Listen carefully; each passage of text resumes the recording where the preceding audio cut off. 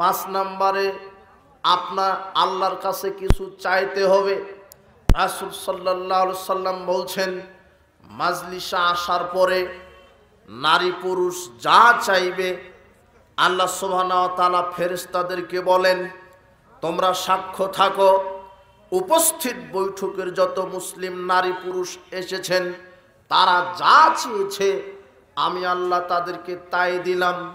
5 নম্বরে আল্লাহর নিকটে কিছু চাইতে হবে। পৃথিবীতে আশ্চর্য 3টা জায়গা, যেই 3টা জায়গায় মানুষ যা চাইবে আল্লাহ তাই দিবেন।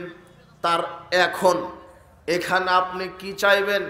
মাঝে মাঝে তাসবিহ তাহলিল করলেন, সুবহানাল্লাহ, আলহামদুলিল্লাহ, লা ইলাহা ইল্লাল্লাহ, আল্লাহু আকবার, আস্তাগফিরুল্লাহ, এভাবে তাসবিহ পাঠ করেন। এতে ফায়দা কি হবে?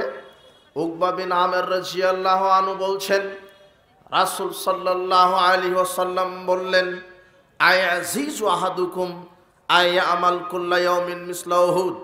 হে সাহাবীগণ, তোমরা কি দৈনিক উহুদ পাহাড় সমান নেকি অর্জন করতে অক্ষম? তোমরা কি প্রতিদিন উহুদ পাহাড় পরিমাণ নেকি অর্জন করতে কি অক্ষম? সাহাবীগণ বললেন, কিভাবে দৈনিক উহুদ পাহাড় সমান নেকি অর্জন করা যায়? রাসূল সাল্লাল্লাহু আলাইহি ওয়াসাল্লাম বললেন, কুল্লুকুম মায়াস্তাতিউহু কুল্লুকুম ইয়াস্তাতিউহু। হ্যাঁ, তোমাদের প্রত্যেকের জন্যই এটা সম্ভব যে তোমরা প্রত্যেক দিন উহুদ পাহাড়ের সমান সমান নেকি অর্জন করবে। সুবহানাল্লাহ, আযামু মিসলা উহুদ। রাসূল সাল্লাল্লাহু আলাইহি ওয়াসাল্লাম বললেন, তোমাদের কেউ যদি একবার সুবহানাল্লাহ পাঠ করতে পারো তাহলে উহুদ পাহাড়ের চাইতে তোমাদের আমলনামাতে আল্লাহ বেশি নেকি লিখে দিবেন। লা ইলাহা ইল্লাল্লাহ যদি একবার বলতে পারো উহুদ পাহাড়ের চাইতে বেশি নেকি লেখা হবে। আলহামদুলিল্লাহ যদি একবার আলহামদুলিল্লাহ বলা যায় উহুদ পাহাড়ের চাইতে বেশি নেকি লেখা হয়। আল্লাহু আকবার যদি একবার বলা যায় উহুদ পাহাড়ের চাইতে বেশি নেকি লেখা হয়। তার মানে শরীয়তে আপনাকে কোনো আমল করে শরীয়ত আপনাকে ফাঁকি দিবে না। আমলের প্রতিদান পুরস্কার আল্লাহ রেডি করেছেন। মাঝে মাঝে তাসবিহ তাহলিল করবেন আর আল্লাহর নিকটে বৈধ কিছু আকাঙ্ক্ষা পেশ করবেন, চাইবেন। মাজলিসে বসে কিছু চাইতে হয়, আল্লাহকে বলবেন, আল্লাহ আমার হালাল রুজির ব্যবস্থা করে দাও দুনিয়াতে। আল্লাহ আমাকে সুস্থ রাখো। আল্লাহ আমার পাপ ক্ষমা করো। আল্লাহ আমাকে জান্নাতবাসী হিসেবে কবুল করো। আল্লাহ আমার পিতামাতা মারা গেছে, তাদের কবরের শাস্তি মাফ করো। আমার পিতামাতা অসুস্থ, তাদেরকে আরোগ্যতা দান করো। আমি চাকরিজীবী মানুষ, আমার চাকরিতে বারাকা দাও। আমি ব্যবসায়িক মানুষ, আমার ব্যবসাতে বারাকা দাও। আমি কৃষক মানুষ, আমার কৃষিকাজে বারাকা দাও। আল্লাহ আমাকে সৎ স্ত্রী দান করো। আল্লাহ আমাকে সুন্দর বাড়ি দান করো, আমাকে সুন্দর গাড়ি দান করো। আল্লাহ আমার পাপ ক্ষমা করো।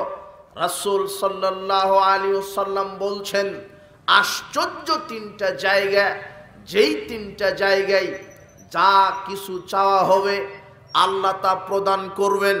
তার মাজলিসের বৈঠকে মানুষ আল্লাহর কাছে যা চাই আল্লাহ বলছেন, আতাইতুহুম মা সাআলু।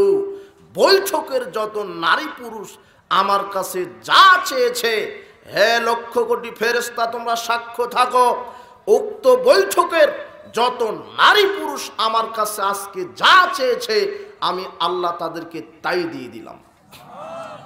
তার মানে এখানে কিছু চাইতে হবে। শুধু হা করে মৌলানা সাহেবের বক্তা সাহেবের বক্তব্য শুনতে হয় না। বৈঠকের কিছু দায়িত্ব আছে, আপনার শিষ্টাচার আছে, কিছু আপনার কাজ আছে। শুধু হা করে কান খাড়া করে বক্তব্য শুনবেন এটাই নয়। বক্তব্য তো শুনবেন। এটা এমন একটা মাজলিস যে মাজলিসে এসে আপনি দাঁড়িয়ে থাকতে পারবেন না। যেখানে এসে বসতে হবে, এরপরে তাসবিহ তাহলিল করতে হবে, নিয়তকে খালেস করতে হবে, মাঝে মাঝে তাসবিহ তাহলিল করবেন, আর আল্লাহর কাছে কিছু চাইবেন। আল্লাহর কাছে যা চাইবেন আল্লাহ তাই দিবেন। তবে আল্লাহর দেওয়াতে দেরি হতে পারে, দুদিন আগে অথবা পরে, জীবন থাকতে অথবা না থাকতে, মরার আগে দিতে পারেন, পরেও দিতে পারেন। তবে যেটা চাইবেন সেটা দিবেন, এ কথা ঠিক। তার মানে এখন আপনাকে কিছু চাইতে হবে। কি চাইবেন? আল্লাহ আমার পাপ ক্ষমা করো, আল্লাহ আমাকে সুস্থতা দান করো, আল্লাহ আমার পিতামাতা অসুস্থ, আরোগ্যতা দান করো, আল্লাহ আমার বৈধ হালাল রুজির ব্যবস্থা করো, আল্লাহ আমাকে সুস্থ রাখো, আল্লাহ আমাকে সতী সাধ্যী সুন্দর স্ত্রী, সৎ চরিত্রশীলা স্ত্রী দান করো। কিছু চাইতে হবে এখানে, বুঝেননি মনে হয়।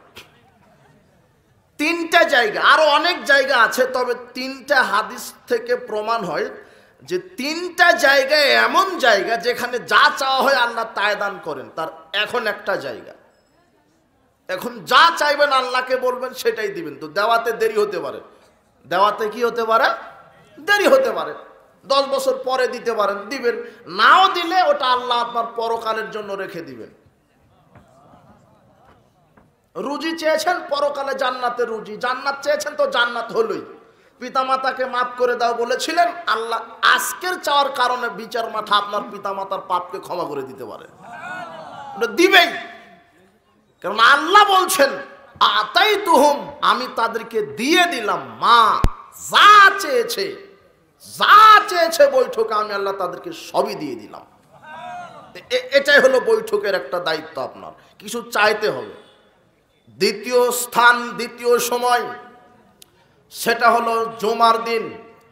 রাসূল সাল্লাল্লাহু আলাইহি সাল্লাম বলছেন, জুমার দিন এমন একটা দিন যেই দিন আদম আলাইহিস সালামকে আল্লাহ তৈরি করেছেন, যেদিন তাকে পৃথিবীতে নামিয়ে দিয়েছেন, যেই দিন তার তওবা কবুল করা হয়েছে, এই দিন কিয়ামত হবে। এই দিন মানুষ আর জিন ব্যতীত সব পশু প্রাণী, কীট পতঙ্গ, জীববস্তু আল্লাহর ভয়ে কান্না করতে থাকে, মনে হয় পৃথিবী ধ্বংস হবে। এই দিন এমন একটা দিন যেই দিন আল্লাহ সুবহানাহু ওয়া তাআলা সপ্তাহের সরদার হিসেবে ঘোষিত করেছেন, ঘোষণা দিয়েছেন। রাসূল সাল্লাল্লাহু আলাইহি ওয়াসাল্লাম বলছেন, জুমার দিন কেউ যদি গোসল করে, খাঁটি বিশুদ্ধ নিয়তে গোসল করে, জুমার সালাতের জন্য প্রস্তুতি নেয়, পরিবারকে গোসল করিয়ে দেয়, এরপরে মসজিদে যায়, মসজিদে যাওয়ার পরে কারো কাঁধ ডিঙিয়ে, কাউকে কষ্ট না দিয়ে ইমামের কাছাকাছি বসে মনোযোগ দিয়ে খুতবা শ্রবণ করে, যে ব্যক্তি এই কয়েকটা কাজ জুমার দিনে করে তার প্রত্যেক কদম সমান 1 বছর তাহাজ্জুদ, 1 বছর নফল সিয়াম নেকি। জুমার দিন এমন একটা দিন, এক ধাপ দিলেন, 1 বছর তাহাজ্জুদ পড়লে যত নেকি, 1 বছর তাহাজ্জুদের সালাত আদায় করলে যত নেকি, জুমার দিনের 1 কদমের তত নেকি।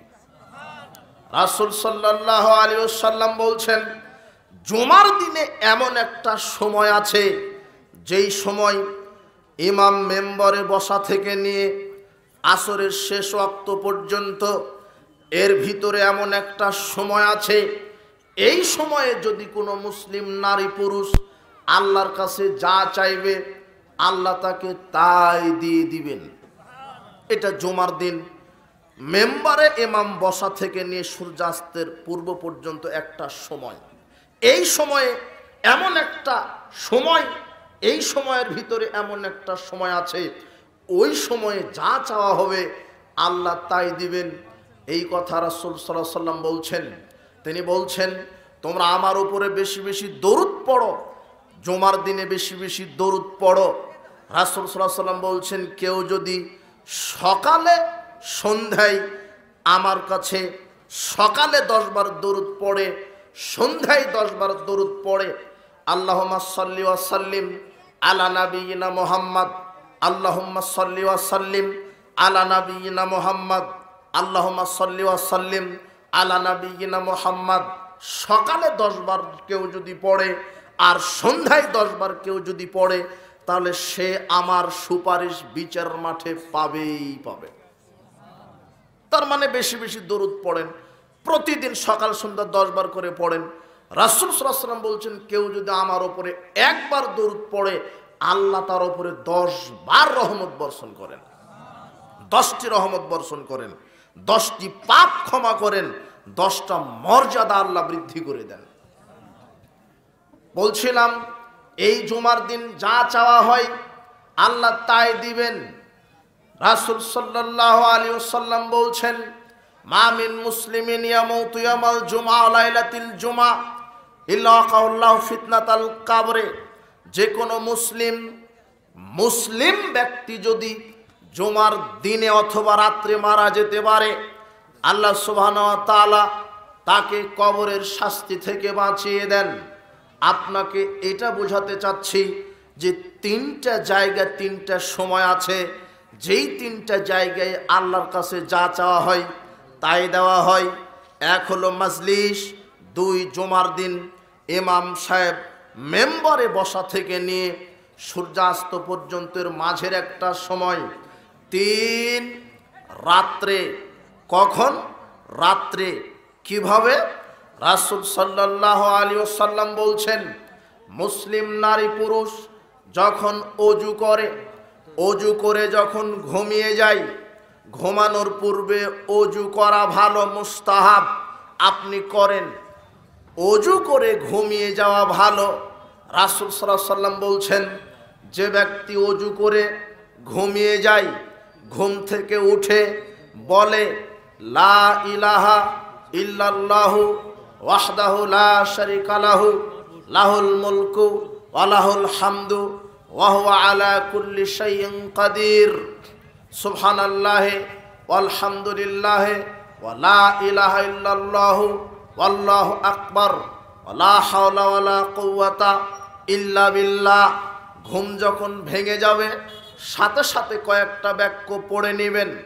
রাসূল সাল্লাল্লাহু আলাইহি ওয়াসাল্লাম বলছেন, কেউ যদি অজু করে ঘুমিয়ে যায়, হঠাৎ করে রাত্রে যখন ঘুম ভেঙে যাবে, রাত 12টায় হোক, রাত 1:30টায় হোক, রাত 2টায় হোক, রাত 3টায় হোক, যখন ঘুম ভেঙে গেল আপনি পবিত্র থাকেন আর অপবিত্রই থাকেন, ঘুম ভাঙার সাথে সাথে যদি এই কয়েকটা কালেমা বলতে পারেন, কি?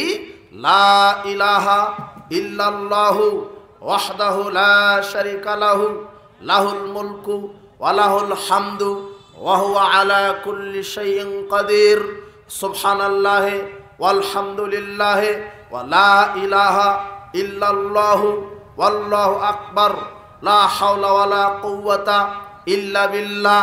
ঘুম ভাঙার সাথে সাথে আপনি পবিত্র থাকেন আর অপবিত্র থাকেন। ঘুম ভেঙে গেল চট করে, ভাঙার সাথে সাথে যদি এই কয়েকটা কালেমা পড়তে পারেন, এই কয়েকটা কালেমা পাঠ করে এখন আল্লাহকে যা বলবেন আল্লাহ আপনাকে তাই দিয়ে দিবেন।